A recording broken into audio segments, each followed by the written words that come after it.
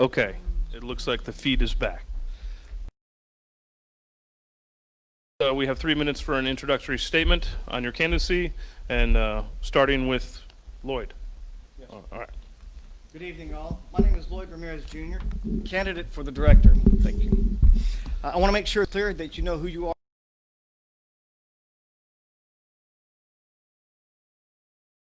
Lloyd Ramirez Sr. was POA president at the time of Katrina. He was also the first city manager whenever Diamondhead Incorporated. He is a great resource, and he and I agree on many things. However, I am my own person, and I make my own decisions.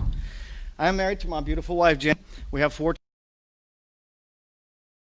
We moved to Diamondhead in 2015 when I was transferred back to One Shell Square. I retired from Shell Oil Company in 2017 after 32 and a half years. When I retired, I was not ready to stop working, so I started the handyman. A year ago, I started having back problems and I had to shut the business down. I want to maintain their amenities. I want open and honest communications between the board and all POA members. And I think the board should be accountable for all its actions and inactions. My POA experience, I have never been on any POA anywhere. I did, however, get the subdivision in Smoke Rise that I lived in that had approximately 275 houses, had no POA, but our sign had fallen down. We got together, collected $10,000, and were able to put up a new sign at the entrance. I've also worked with groups to improve outcomes. I worked for several years in safety, the last 12 years with Shell. I was responsible for conducting emergency drills and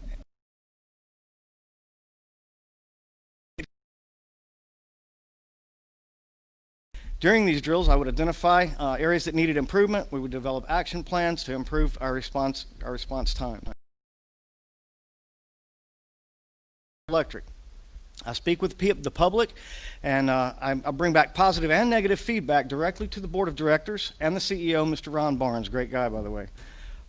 Coastal Electric program has a program called Roundup where they collect approximately 73 months. The advisory committee, which I am on, to apply online and meet the criteria. Enough about history. Let's talk about the future. One of the things that, if I'm elected, this is what I'd like to see happen. A few things I'd like to see happen. I have several. One, I want open board meetings. Only bids, personnel issues, and legal issues should be behind closed doors. Everything else, in my opinion, should be open meetings. And we need to learn exactly where it is that we are, where it is that we want to be. We need to set a timeline and say, for step 1, we need to have it done by this date, 2, this date.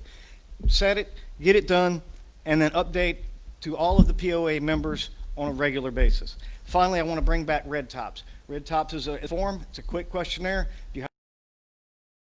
You fill out the form, submit it to the POA. Thank you, Mr. Ramirez. We are out of time. And they have 30 seconds to respond. 30 Appreciate that. Thank you very much. Thank you. Our next candidate. Yes, go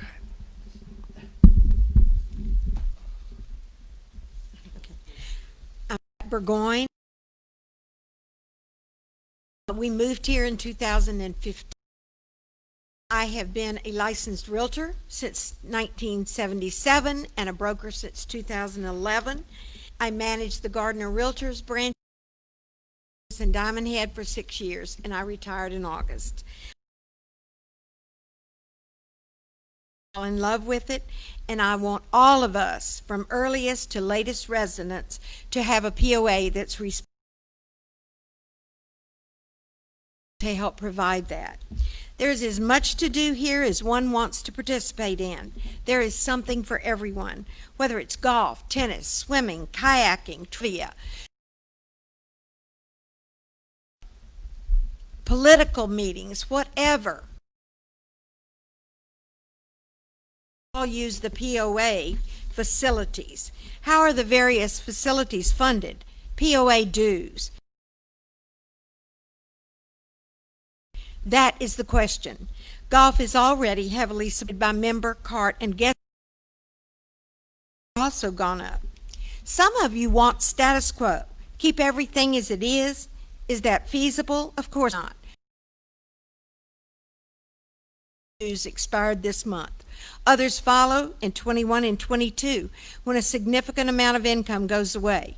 Some covenants are in perpetuity. Some of you think that the best way is to turn over all the amenities to the city with the parcel tax. Is that legal? Doesn't the Purcell Corporation have the first right of refusal? Still others want to see everything totally dissolved, turn golf courses into parks, sell the pools, privatize all the amenities. Many of you believe that the POA and the covenants are what keep Diamondhead property values low. Guess what? They are not low.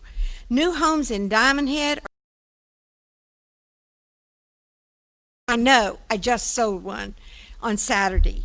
The ones selling low are either dated or in poor condition. I can provide you with the statistics. Many buyers are anxious to buy in Diamondhead, but they're waiting for the election and they're waiting for the outcome and they want to see what happens. I'm part of the solution, a solution that will benefit all property owners in Diamondhead. I want to be a part of an open, transparent annual budget and financial statements. I want to be a part of having open, transparent meetings. And I want to be open to working with the entire board of directors to find the best solution going forward. If I had a go forward. At this time, I don't know, but what I do know is that I will always listen to your Patricia, concerns. thank you for your time.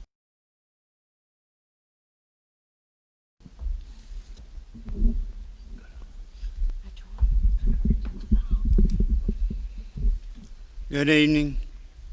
My name's Ronnie James. I'm running for one of the director positions. I'm married to my wife, Margie James, and 4 grandchildren. This close.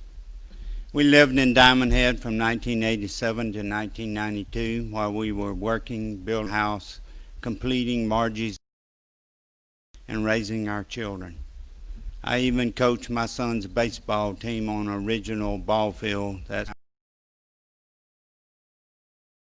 for oil and gas industry my entire career, from entry level through mid management and through VP officer level the last 10 years.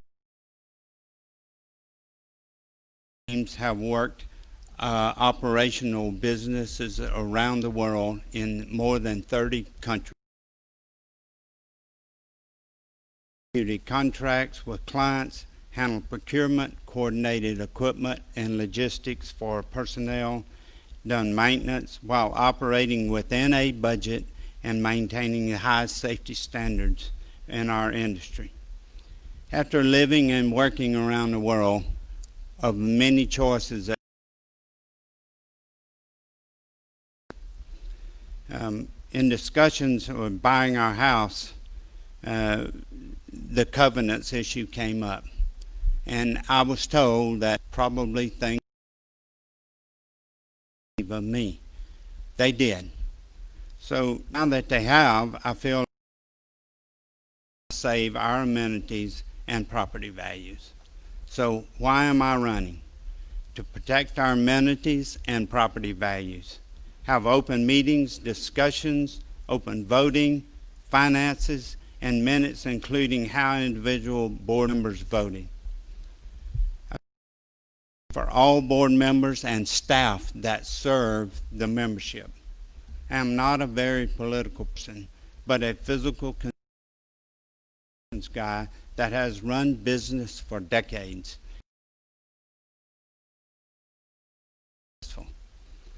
Being on a board was not on my retirement agenda since I was on a board when I moved to Diamondhead. There is no financial reward for being a POA board member since this is a volunteer position. I think working to preserve what we have in our community is worth that effort. I've served on non-paying boards before, and if you do your job, it's hard work. That is very seldom appreciated. One can never satisfy everyone, but one can work to protect the best interests of the membership. Thank you. Thank you, Mr. James.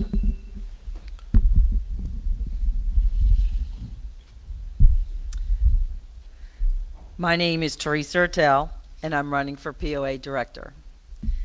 I've had the privilege of serving the citizens of Diamond Head as a POA director for the last 4 years. I've lived in Diamond Head for the past 16 years with my husband Louis. I too have retired here like most people in Diamond Head.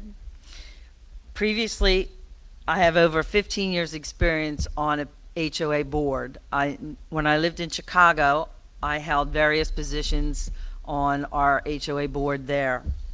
I know from experience that you have to base decisions on the whole community and not special interest that one or two people have. Decisions can't be based, they have to be based on what is good for the whole community and not just one or two groups. I have a bachelor's degree from Eastern University in organizational management and have previously worked many years in operations management. I too, like most of the other candidates, feel the amenities need to be preserved. Everyone moves to Diamond Head, to golf, to tennis, whatever. Put a house on it, people are moving in, and it's been that way for the last several years. I too to see the amenities continue to have open board meetings. As I mean, everybody pretty much feels the same. We keep saying the same things over and over. That's really all I have to say. I hope people will vote for me. Thank you. I'm Dennis Tozan. I was graduated from Biloxi High. I completed my studies in electronics technology at Gulf Coast Community College at Jackson County. And she's still my sweetheart, and I have two tremendous sons that we've raised. I retired after 32 years from a major petrochemical company. I advanced from production supervision to human resources organization development. I obtained Louisiana real estate license, HOA boards as president, vice president, and director. After Katrina, I was employed by FEMA to assess damage director before I left. I was then employed by an engineering firm to assist St. Bernard Parish administration in its recovery. I interfaced directly with the parish president and the parish council, FEMA, to secure funds necessary for the rebuild of the parish properties. I formed my own consulting group of engineers and architects to assist with this project. I retired to Diamond Head as I'm campaigning to serve as a director on the POA board. My reasons for seeking this position is to protect our amenities, to ensure we have open and clear communications from the board, to ensure transparency,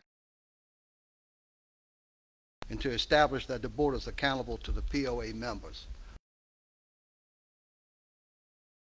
For me would be a vote for a change. My training and experience in organizational development, I have served on multiple homeowner association boards, and my career spans from groups of. I have interacted with private industry, local, state, and federal agencies in the same setting to arrive at agreement. It would be the POA. I have a permanent residency here in Diamond Head and will attend every meeting. I will endeavor to ensure all is done in the open for all to know. Change never succeeds. I've talked to a number of people who were on the board, tried to affect change and couldn't. We need to make sure that the people you elect, or we elect, have our interest in your vote. I appreciate your support, and I look forward to working with you.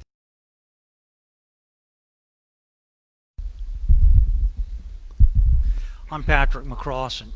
I moved to Diamond Head in the early 1990s and lived here full time for some 25 plus years. I was lucky in academic hospital. I'm a physician, did ERs on the coast for those 25 years. And for the past 10 or 15 an appointment at an academic institution, one of Louisiana's charity hospitals, which unfortunately the state decided to close. I took a job outside of Baton Rouge.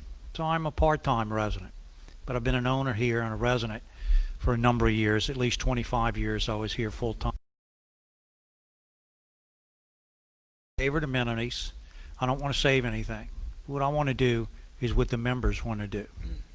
That's what's going to drive Diamondhead in the future. As Patty said, covenants expired last week. Phase 1 covenants expired. There are some covenants that are available in perpetuity, but those people who live in those areas don't have to keep those covenants. And those covenants are not what make Diamondhead great. What makes Diamondhead great are the people who live in Diamondhead. And if we listen to the people who live in Diamondhead and we do what they want to do with the money that we collect from them or that they give to us, then Diamondhead will stay great. If we force people to pay and take the money and spend it on what we want to spend it on, Diamondhead will not remain great.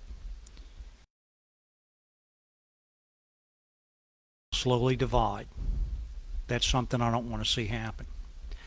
I live in phase 1. My covenants are expired.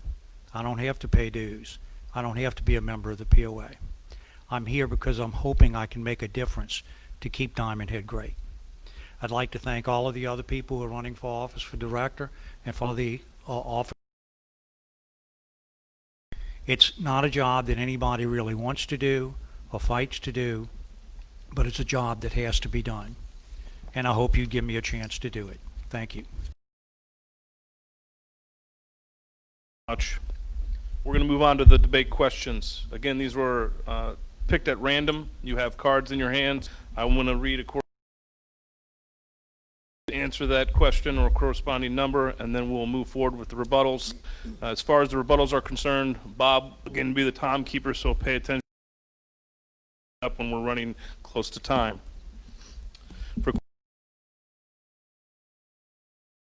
forensic audit in the past, and will you, upon taking office, introduce a motion to have and or vote for a forensic audit?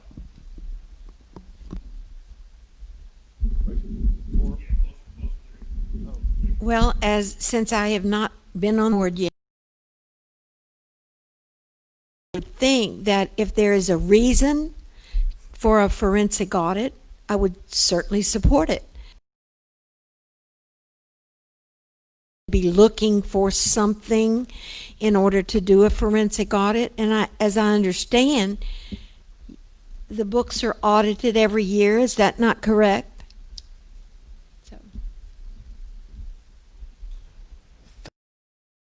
Move on with the rebuttals, moving left to right. Mr. Ramirez.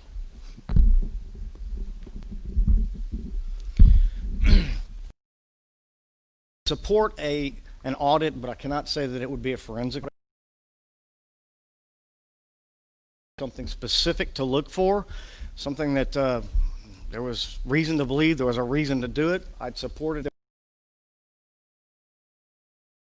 Want to spend that type of money for something that you're shooting in the dark for, something that may or may not exist. Mr. James.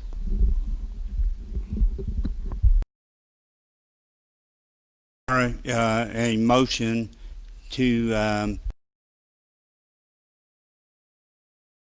unless under existing audits indicated that there was an issue or something that was abnormal that needed to be investigated further. Teresa. I agree.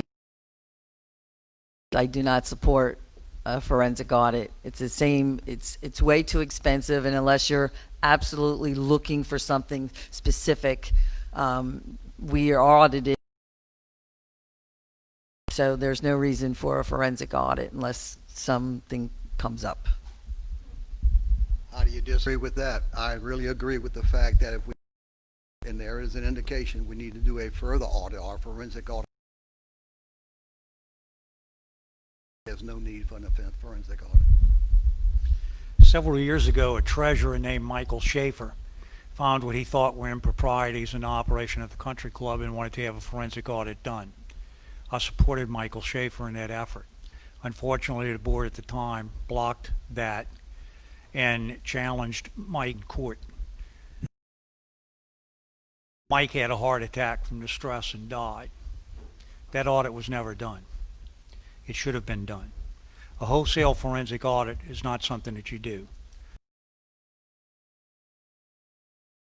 If you have suspicions, you do a forensic audit. You only have to look locally at the fire department for that. They had an audit every year, but $100,000 was stolen over a course of 20 years. So a performance audit sometimes isn't enough, and you have to go in and have an outside auditor look at the book. What happened at the fire department is to open the books and let any member that wishes to look at them see them. And an overall forensic audit? No. Would I support a focused forensic audit if there were suspicions of misdealings? Absolutely yes. Question number 2. Do you favor running the country club and golf courses as a standalone P&L profit and loss business rather than a subsidized amenity funded by mandatory dues from all properties? Why or why not? With the number of amenities that we have, some could be self-sufficient. The golf could be self-sufficient. COVID. Tennis, I'm not sure, but it could be close. Other amenities that provide family-oriented activities, ways, ball fields, recreation fields, things that kids and families need, they will never be self-sufficient, and they need support from the community. Thank you. We'll go left to right, starting with Mr. Ramirez for the rebuttals. I agree. I would not be in favor of a loan for the amenities. These amenities were never Diamondhead for Purcell Corporation, which they did, but they were not designed to as standalone entities, and so I would not be in favor of that.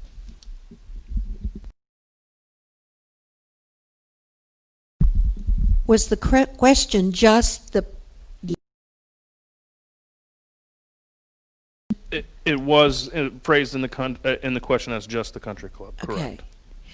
Well, I would hope that it would, the club, the food service and beverage service would as eventually be able to stand alone and be self-sufficient. However, I think that sometimes people are short-sighted, and when they think the club, it's all the building, upkeep, the insurance, all the other things that have to be paid out of that money that comes in for food service. So I would not support that. Teresa. I agree as well. It would not center. Again, it's the same thing with the building is meant to be a community use building. It's not meant to be a private entity that way. I would not support it. The short answer is no, I would not support it. But if you look at 2019 financials, Closer. the short answer is no, I would not support it. But if you look Dennis, closer. the golf course or the golf facilities pretty much paid for itself. It fell 4.2% short of 2019 dues to cover its total expense. The club, the building, was 11.5% short. There's opportunities in 2020, short of COVID, to make up that gap, and there's work that's being done to close that gap. So they're paying for themselves. The point made that the other amenities, the parks, the recreational facilities, will not be able to generate the funds to support themselves. That's why we need a dues base to take care of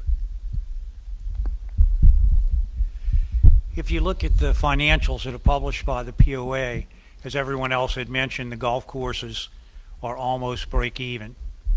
The country club loses a significant amount of money but it should have a possibility to make money and to stand alone as its own.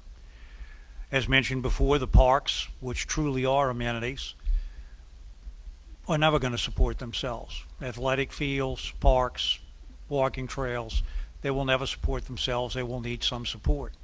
But all of those decisions need to be made by the members. If the members are convinced that things will be run correctly and they're willing to pay voluntary dues, then all of those facilities can remain in the amenity category, that is, requiring support of membership. If the members don't want to pay dues or don't support those amenities, then something else has to be worked out. And one of the options is a standalone business. And that the best ones to run as a standalone business are the biggest amenities. The airport supposedly breaks even. The marina supposedly breaks even. And the country club and the golf course are close. If they're run right, they might not need any dues support, and the expiration of the covenants won't have any effect on them. But that will be a decision for the members to make and for the board to carry out the members' wishes. Thank you very much. For question number 3, this is more centered on the actual plan. So as a director or board member, what are your plans to keep Diamondhead amenities open and maintained? Please include if your plan is to merge or turn over amenities now under POA to control the city, and if so, how and why? And I'm happy to repeat the question. Yeah, repeat the question. It's pretty long. So for number 3, what are your plans to keep Diamondhead amenities open and maintained? Include if you plan if your plan is to merge or turn over amenities now under POA control to the city of Diamondhead, and if so, how and why? Number 3. All right, that's my question. I have no plans to turn it over to the city. To keep it running, we have to have a dues-paying community. There's lots of phases that don't expire for quite some time. There's phases that are in perpetuity. So we will have a dues-paying base for a while. I wish I had the magic answer to just say how this is going to happen. People have been looking for the answer for a while now. I don't have just one single answer. We have members now that are paying dues. Even in phase 1, people have paid their annual dues, even though their requirement has expired. I believe it's close to 80% of phase 1 has paid their dues. So I don't see a need to turn it over to the city or give it to the city or sell things off. But yes, a better plan is going to be needed. We're probably going to have to go more towards a cafeteria plan where golfers pay more, tennis people pay more. If you're going to be in the pools, you're going to pay for a pool membership. Different things like that is one of the options. But I don't have a complete answer as to how that's going to work. Understood. Starting left to right again with the rebuttals, Mr. Ramirez. Thank you. Okay. So I have no plans to turn them over to the city. As Teresa said, there's no easy answer as far as how to keep the amenities open if the dues do diminish.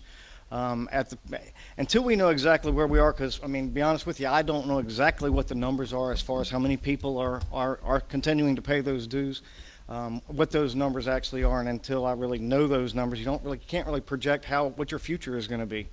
And so once those numbers come in and you can come up with a plan, a go forward plan, then it's you have a lot better view of the direction that you need to go and the actions that you need to take.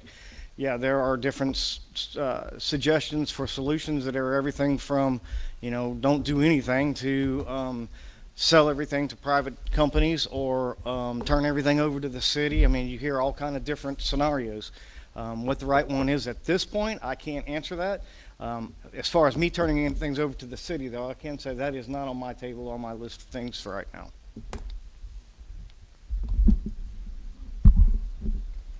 I have to agree. I have no plans. I hope we do not ever have to turn that over to